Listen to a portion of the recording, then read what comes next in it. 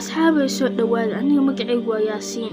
Anigu waxaan rabaa qofkii i xiray inaan noo sheekeeyo oo xumaa, oo qofkaasoo ahaa qof aad iyo aad iigu dhow aniga. Markaa yaraa hooyaday aabahay way isku qaylin jireen, anigana badanaa waa daawan jiray. Hooyaday badanaa way isoo kicin jirtay oo meelaha lagu ciyaaro ayay ii geyn jirtay. Marka aabahayna aan usoo gudmo, aabahay markasta qof aad u mashquulsan ayuu ahaa. Wuxuuna ahaa askari, tuugayooyin badan ayuu soo qaban jiray. Wuxuu ahaa aabahay Superman camal oo kale. Markasta saas ayaa u malayn jiray, laakiin Superman dhaba aabahay muusa ahayn. Habeenkii wuxuu imaan jiray habeen barkii camal, anigana habeen ayaan sugay. Waxaan ku yidhaahdaa aabe casharka kaale iyo shaqee. Markaa aabe wuxuu dhahaa bax qolka ka bax, casarna kaama shaqeynayo. Ani waxaan garwaay wuxuu casharka iga shaqeyn waayey oo waxaas waa la yaabanaa. Markii wuxuu dhahaa or iska bax. Aniga hadda waa soo weynaaday, hooyaday waxay ii gaday moobeel iyo iPad. Aniga aabahay badanaa islama hadalno oo aabahay shaqadiisa ayuu qabsadaa, anigana badanaa saaxiibahay ayaa la ciyaaraa, gameskana waa ciyaaraa. Aabahayna habeenkii wuu soo daahaa, anigana saaxiibteeda waxaan imaanaa guriga. Habeenkiina waa baashaalnaa, maalintiina waa baashaalnaa.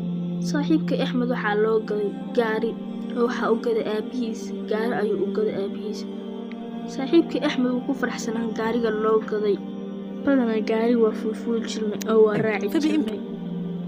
Mar ayaa maqaaxi nimaanay oo badanaa maqaaxiyooyinka ayaa ku cuntay jirnay.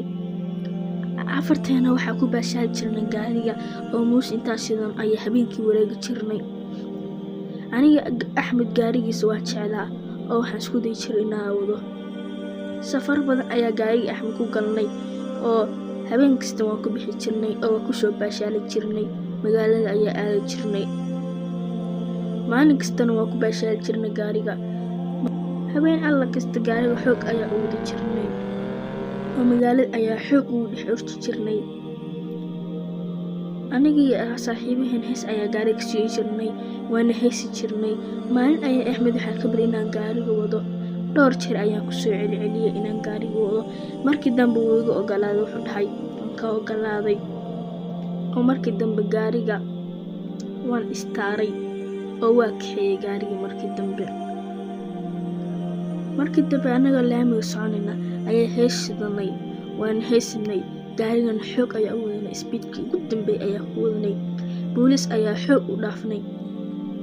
Anigu waan fiiriyay, waxaan arkay inuu booliiskana soo daba ceersanayo. Waa naxay oo waa baqay. gaariga markaa xoog ayaa u sii waday. saaxiibkeena wuu baqanayay, wuxuu lahaa dheere xoog u dheere.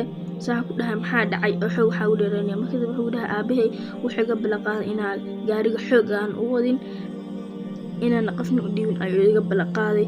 Ani markaa intaas maqlay waa naxay oo waxaan is iraahday haddii saas tahay saaxiibka wuxuu kugu dhigo arrinta igu sheegay. Ani waxaan soo xasuustay markaa inuu aabahay inuu hadda asaga gaariga wado. Markaas waa naxay oo gaariga waxaan waday xoog. Saa markii dambe waxaa soo galnay wadi ciriiri oo xiran. Markaasaa istaagnay oo markaas saaxiibkay asagana aad isagoo baqanayuu dhahay waraa ani isoo wareeji, aniga ayaa geeska fuulay gaariga wadaya. Markii dambe waa soo wareejinay, xoog ayaa markii dambe u waday. laakiin ani balse waa yaabay muxuu asaga u baqayaa. Markii dambe waxaan meel ayaa istaagnay wada halaysan. Markii dambe gaariga waxaa kasoo degay aabahay iyo nin la socda. Aabahay markuu saa ii fiiriyay wuu xanaaqay, anigana waa baqay. Aabahay si xun ayuu isoo fiirinayay. Markii dambena aniga markaa ogaay inuu aabahay yahay. Markii dambe waxaa ku dhahay aabe iga raali noqo, mar dambe saan uma noqonayo. Saaxiibkii ayaa naxay oo soo fiiriyay. Ninkii dambe askariga ayaa ku dhahay inaan xirno way cunigaan, aan si xun u xirno, aan xabsi geyno. Saa markii dambe ayaa dhahay aabahay may wax kale ayaa ku ciqaabinaa. familkeedu wac, kulligoo familkooda ayaa la wacay oo waxaa la wacay cuniga aabihiis iyo labada cunug. Markaa u sheegnay, maxkamadda waxay nagu xukuntay inaan weesho tareemada laga raaco qashimada yaala inaan haweyno. Saaxiibka ayaa ka dalbaday inaan cafino iyo aabihiis ayaa kala dalbaday inuu cafiyo. Aniga laakiin aabahay sidaas ay tahay umuusa cafin oo qolka ayuu ugu soo xiri jiray, dusha ayuu iga ilaalin jiray xataa markaa cuntada cunayo, markaa suuliga galayo. badanaa aniga waxaas waa ka xanaaqi jiray. habeenkii aabahay wuu soo dheereeyaa saasi tahay. habeen ayuu intuu soo dheereeya igu dhahay waryaa dharkaaga soo aroorso, soo bax. waxaan ku dhahay maxaa aaba dhacay? wuu iga aamusay.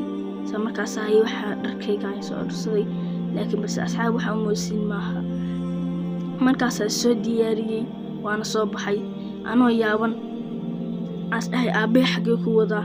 markaasuu aabe waxaan qaana maqaaxi wuxuu igu dhahay maxaa casho dalbanaysaa.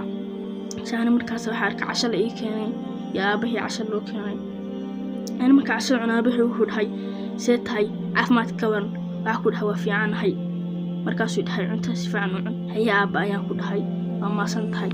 waxaan ku yiraahday aabe meeshii yirista aan dhaqi jiray ma iga daysid oo ma jaamacad igeysid. aabe wuxuu dhahay waa yahay. waxaan ku yiraahday aabe weli sidii tuugadii u soo qabata oo ma xirxirtaa. aabe wuxuu dhahay si fiican ay u soo qabtay tuuga badan ayaan soo qabtay markaan. gaari markaas soo fulnaa wuxuu dhahay maxay ma faraxsan tahay. أنا markaas ku yahay aabaha aad ayuu faraxsanahay. habeenka waa yaabna aabe waxa ka khaldanaa. markaasuu dhahay aab ord qolka gal isagoo faraxsan ayuu dhahay. maanta wixii ka dambeeyay aniga aabahan waa sheekaysan jirnay oo isla halhali jirnay. aniga markii dambe aniga aabahan waa isu soo dhawaan. asxaabi aniga ayaa khalad ka lahaa. waxa ogaaday in aniga khalad ka leeyahay waayo gaariga daawo hore istaajin lahaa aabahay uu iska cafin lahaa. waayo aabayooyinka way noo naxayaan wayna jecel yihiin saas daraadeed inay xabsi geli aabahay wuu diiday. asxaabi macsalaama. asxaabi aabayooyinkan oo kale maxaa ka leedihiin dhanka commentiga noo wadaaga.